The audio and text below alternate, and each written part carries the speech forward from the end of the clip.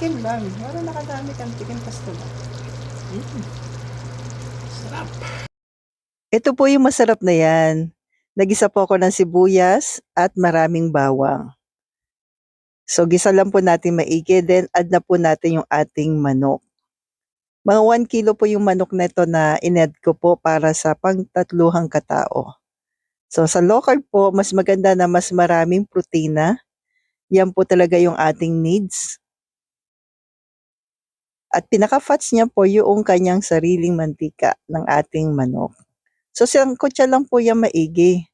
Hindi po ako mag-a-add dito ng sabaw, asin na lang po in-add ko at paminta. Mas okay po, sabi nga po ng mga magagaling magluto diyan out there, hello po, sabi gano'n. Ang sikreto ng pagluluto, nasa paggigisa po. 'Pag naggisa natin na maayos po yung ating niluluto, mas maganda po yung kalalabasan.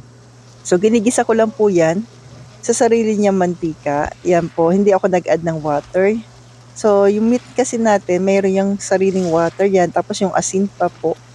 So 'pag nagsama 'yan magli-liquid po 'yan, 'yan. Yan na po, niluluto ko na po yan diyan. Hindi ako nag-add ng iba pa po. So, hinahalo ko lang time to time para po hindi po dumikit o hindi masunog at para po maluto siya maigi. So, halu-haluin lang po, katamtamang lakasan ng apoy. So, yan.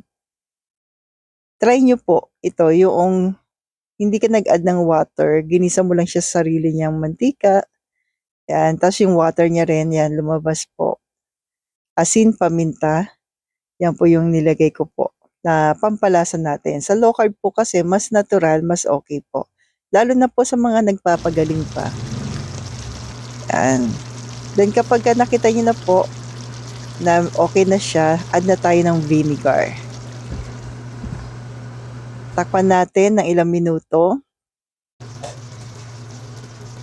At kapag luto na, ito na po. Ang sarap nito ka low carbs. Try mo na po. Add ka na lang po ng boiled egg if you want, kung gusto mo po. Pero ito yung napakasarap po na